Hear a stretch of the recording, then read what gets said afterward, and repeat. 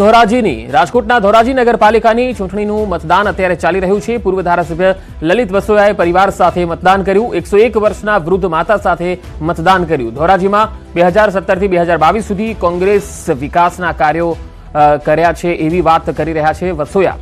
ધોરાજીમાં કોંગ્રેસની પાલિકા બનશે તેવો દાવો તેમણે વ્યક્ત કર્યો। જેતપુરમાં ભાજપના જૂથવાદને કારણે કોંગ્રેસને ફાયદો મળશે।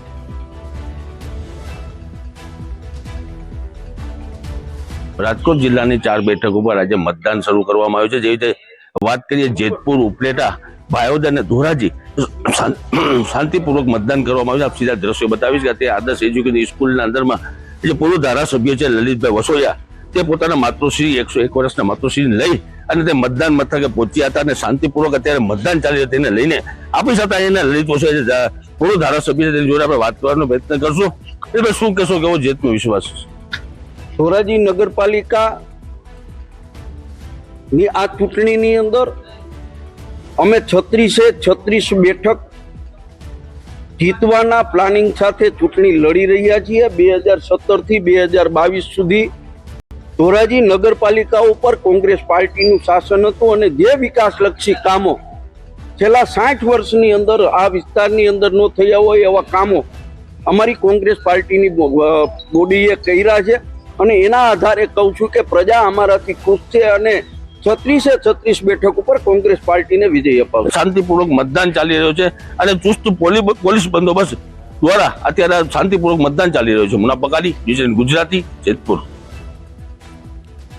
આ તરફ સુરેન્દ્રનગરમાં પણ ચૂંટણીને લઈને મતદાન ચાલી રહ્યું છે। થાન નગરપાલિકાની સામાન્ય ચૂંટણીમાં 7 વોર્ડની 28 બેઠકો માટે મતદાન થઈ રહ્યું છે। ભાજપ, કોંગ્રેસ અને બસપા અને અપક્ષ સહિત કુલ 107 ઉમેદવારો ચૂંટણી મેદાનમાં છે। થાન નગરપાલિકાની ચૂંટણી માટે કુલ 32,916 મતદારો નોંધાયા। મતદાનને લઈને 2 ડીવાયએસપી, 5 પીઆઈ અને 17 પીએસઆઈ, હોમગાર્ડ અને જીઆરડી જવાનો સહિત અંદાજે 350 થી વધુ પોલીસકર્મી બંદોબસ્તમાં ખડે પગે જોડાયા છે।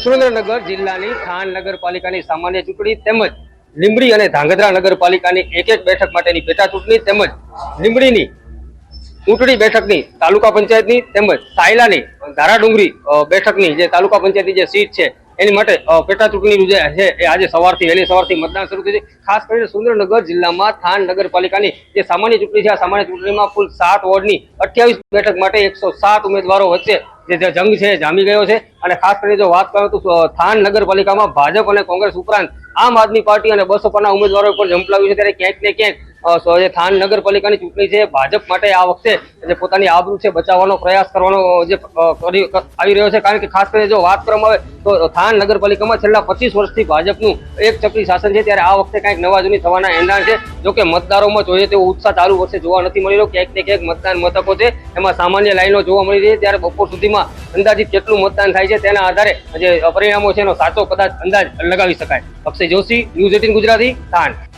અને હવે આપણે બતાવીએ અનોખા મતદાનની આ અલગ અલગ 8 તસવીરો આપણે બતાવી રહ્યા છે। ક્યાંક સંતો મહંતો મતદાન કરવા પહોંચી રહ્યા છે તો મહિલાઓ પણ વહેલી સવારથી જ કતારોમાં મતદાન કરી રહી છે। વર અને કન્યાઓ પણ મતદાન કરવા માટે પહોંચ્યા। જ્યાં વરરાજા ચોરીમાં જાય એ પહેલા પોતાના મતદાનની ફરજ નિભાવવા માટે તેઓ મતદાન બૂથ પર પહોંચી રહ્યા છે। 3 ફૂટની 2 બહેનો જે છે એ ચોરવાડમાં મતદાન કરવા પહોંચી। આ તરફ નેતાઓ પણ અલગ અલગ પાર્ટીઓના મતદાન કરવા માટે પહોંચી રહ્યા છે તો કેટલીક જગ્યાએ 100 વર્ષ કરતાં વધુ ઉંમરના જે વૃદ્ધો છે તેઓ પણ મતદાન કરવા માટે આવી રહ્યા છે। તેઓ પણ સમજે છે કે મતદાનની કિંમત શું છે।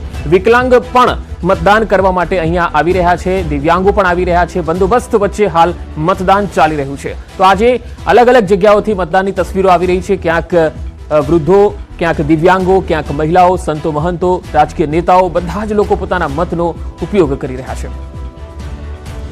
હવે આપને બતાવીએ